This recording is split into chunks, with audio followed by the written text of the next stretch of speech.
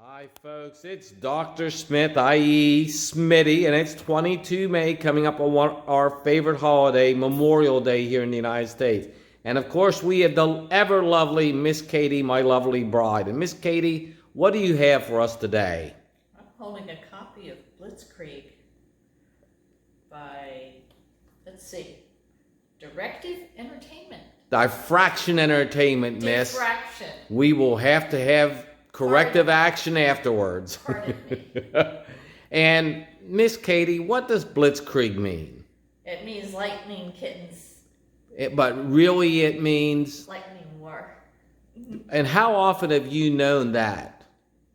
As long as I've known you. As long as you've known me, as long as you've been in this marriage. So, Yes. And of course we thank John Bannerman for sending us this game. Thank you, John. Hi folks, it's Dr. Smith, i.e. Smitty. And of course the game Miss Katie held earlier, Blitzkrieg by, who is it, Miss Katie? Say Diffraction. Diffraction Entertainment. That's why they got this big, on the side, DE, Delta Echo. This game is a heavy game. There's a lot in it. There are 17 maps. I have 13 counter sheets right now that I have yet to punch out. So I probably have punched 3 or 4. 22 pages of charts, double-sided. And other tables, as well as over 100 pages of rules. Allied order of battle, it's about this thick. Axis order of battle, also about this thick. More than you could ask for. And of course, you can see we've got some already taken out. But you will see we've got baggies of counters that we've done so far, because we just played the Poland game. We've got many counter sheets. We'll focus in, of course, on these when we come closer. And we have 17 pages of maps. 17 maps. That's a lot of maps. 2 die. Order of battle. Charts. The rules, of course, are in my study because I've been working on them. Game charts, reinforcement schedules, air replacement schedules, naval forces, miscellaneous play aids. I hate the word miscellaneous because I often don't say it right. So we've got all those things you need to play what seems like at first is a very complicated game. And when we walk through this in more detail, we'll tell you why it's not as complicated as it seems at first. And of course, we always have, what do we always have? Books! Wait, or I'm supposed to do like people like to do in the videos. Sorry, we don't do that. First, we have The Breaking Point, Sedan and the Fall of France, 1940 by Robert Dowley of West Point. Guy I know, talked to him, worked with him some when I was doing the U.S. Army Center of Military History mission for the Global War on Terrorism. Not a bad guy, writes good, solid books. Also has done one on the Marne. Both worth your time. Then there is our own Jack Green. For those of you who don't know, Jack Green is the head of Quarter Deck International. Miss Katie likes him and wants to go visit him in Vicksburg. Hitler Strikes North, very well done. Good read. Maybe the best book on the Norwegian campaign. Then there is the word Miss Katie was talking about. Blitzkrieg. Blitzkrieg. The 1940 campaign in the West by Karl Heinz Frieser, who also is the German historian on much of the official German history of World War II. Highly recommended read. It's a good buy in paperback. And of course, one of the lesser known books is Joseph Milo's Cry Havoc. Another very good book, and I mean, let's face it, any book that has PK1s, the Panzerkampfwagen 1 on the cover, well, you gotta like that book. So we will get later into more depth here on the game stuff, but until then, we'll be back shortly.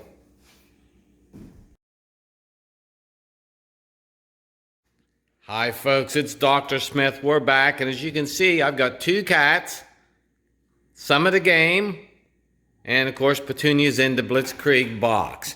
So let us start here by looking at the game map. This is just one section. You can see the C hexes. Everything is very easy to read on the maps, but look at the spine of Yugoslavia. And look at this, all the varied terrain. I think these are pretty well done, although sometimes I have some trouble reading some of the things on the map. But I don't know if that's really a thing. And in Eastern Europe, in Germany and Poland, it's harder because of some of the colors. But gives you a sense of just one of the many maps in the game. Now, let's look at unit counters. First, we've got the French. It's a different color for the French, I'll admit that. But we've got the French army here, and we've got the German Navy. Let's focus in on that. Here, of course, you've got the famous World War I battleship that fired the first shots.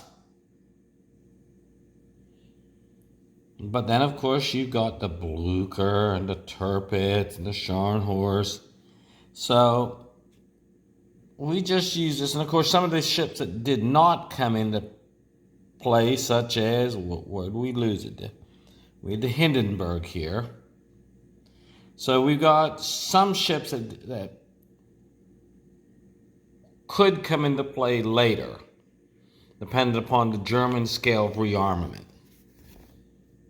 Now we've got the BEF, remnant of the French army, and the BEF. And what you'll notice is what they do at the counters here, they will you may see the British 1st Armored Division twice, one in its original format and one in its later war format.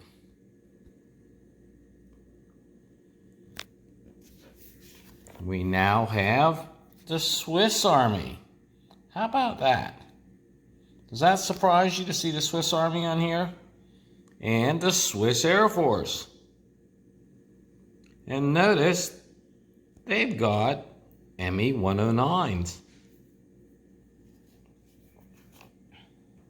Here we've got the Belgian and the Dutch, and really the start of the French army with all the corps markers, corps and headquarter unit markers, and of course the French armor, the DLMs and the DCRs.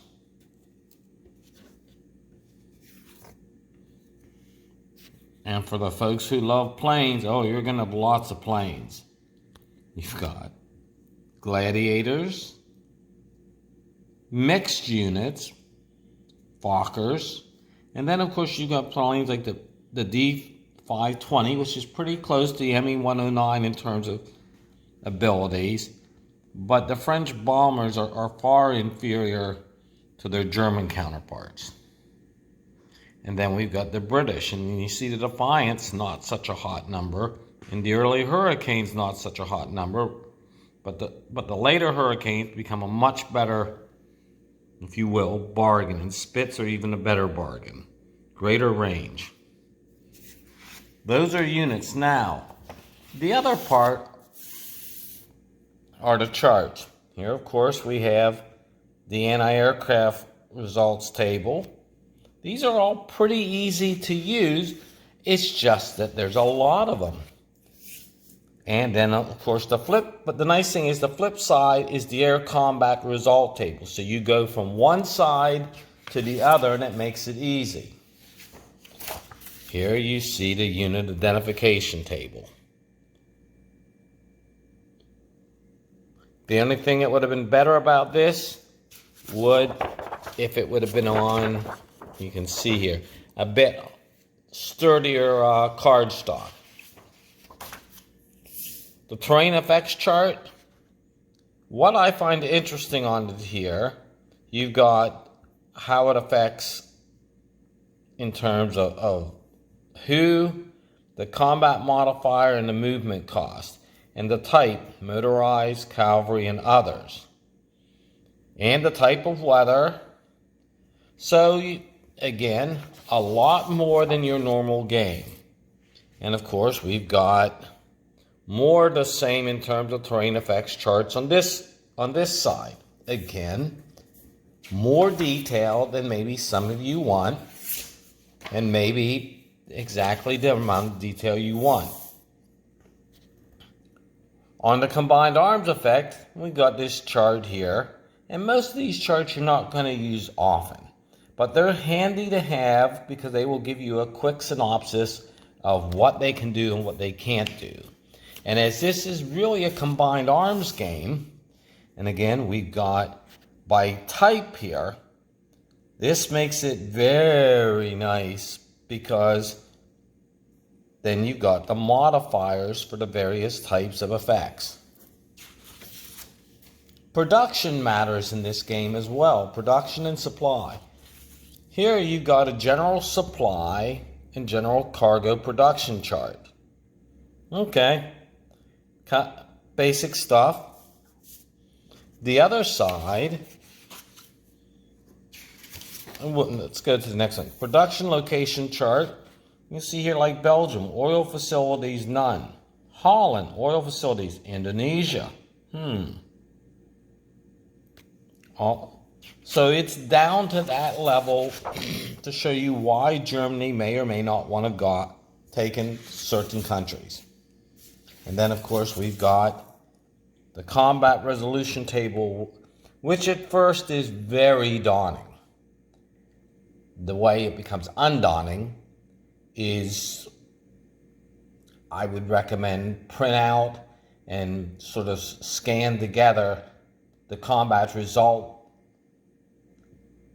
that are in the rules, because otherwise, as the rules are over 100 plus pages and digging into that, it's a little bit troublesome.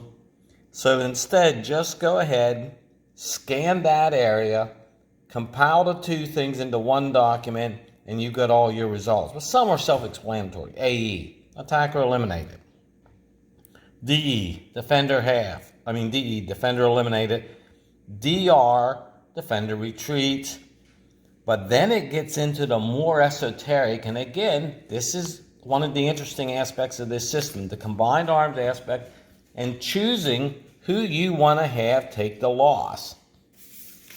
It becomes a game of choices, which is the interesting aspect of it, and you may not fully realize at first. And one of the other things is that you've got down to the depth of, the French Air Force. Assuming it survives, here's its replacement schedule. And of course, what everybody wants, and of course it's one of Miss Katie's favorite planes, the Stuka. And we've got the Axis order of battle here, and I'll show you here how thick it is. So these folks really have this set up well, like Module War in the West. Your initial German forces, where they're at, well set up. Or like Module 5, Hitler's Dream, Germany Prepared. Let me make that. Hitler had actually thought through his plans and the impact of that on the game. So it gives you a lot for the money. Yes, it is expensive, but there are, and let's focus in here on the table of contents.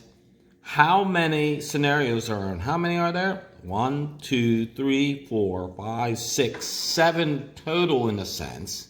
7 scenarios or campaigns, plus the other things that you can add in or choose to take out, or add in and take out as you wish to. So it's a huge package with a lot of value added in. And as always, this is Dr. Smith, i.e. Smitty. Hope you all have a blessed Memorial Day weekend. And we think, of course, for us and our family, of our Uncle Harold, who was shot down and killed in support of the D-Day lodgment in July 1944. All right, folks, we're going to be really primarily focusing, as you've known, on the unboxing here of the Blitzkrieg game. But let's talk a little bit about the scenario I just played, and that's the invasion of Poland in 1939. And here you see the end of turn 3, and the Poles are in a serious world of hurt. And let me just show you how things work in one sense here. Here are turn 1's casualties. The Poles didn't have a good day. Turn 2 here, and then we've got turn 3's here, which we've not broken out because at this point we've determined that the Poles have probably lost. Now, what you see is you see a whole series. You see an encirclement right here, and you got the main encirclement around Warsaw. So it's a very good system in that sense that I was surprised at the way combat works. And why would I be surprised at the way Here is why I'm surprised at the way combat works, is because of the combat result table. And let me show it to you here. And it's hard to see, but it has multiple different types of results. The beauty of the different types of results is it causes a lot of casualties. Why is that interesting? What makes that interesting in of itself is then you have to choose who do you want to have suffer those casualties. And that becomes an interesting point in of itself, is to determine what do I want to suffer in losses. Like right here I am putting down some units off underneath. So if you had a combat result, you could choose which units you would want to lose, dependent upon the result type. Because results are done in terms of factors. This then starts to become an issue of, well, what cost do you want to pay for your losses, either on the defense or attacking? Different idea, and one that took me probably several turns to get familiar with and to think about. Then there is the CEV table, the combat efficiency charts. And like here, you see Germany in 1939, and we'll point to it. Germany in 1939 is a 1.5, which means their army's pretty good. But as the war goes along, it starts to decline in ability.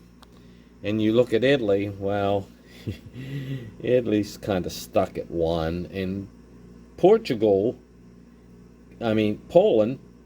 is better than Italy. So you start with some of these things and you start to understand what the system is doing. Now in playing this game, what's nice is you have what you need to get to. And in the chart here you see Poland, and you see the cities' names and the victory points for a sign. And of course down below in the fine print is the one, if you capture the Polish government. Well, I failed to capture the Polish government. They beat feet. They got out of town. So we're still going to have a good win as the German player. But what I failed to do adequately, I think, here with the Poles, and it's a learning lesson for me, is how to properly balance my force on the defense as well, knowing that the Germans are, of course, a heavily mechanized force, particularly in comparison to the Poles, and that means then that they get die roll modifiers on the CRT because they have that. We will talk more about the game upcoming. It's of course, and you gotta like having St. Paul's back there. John Bannerman has done nice things with this, and soon it's rumored we might have the Barbarossa game. So this is just some of the maps. This is just really Eastern Europe and mainly Poland. So as always, this is Dr. Smith, i.e. Smitty. Thanks for watching. Bye.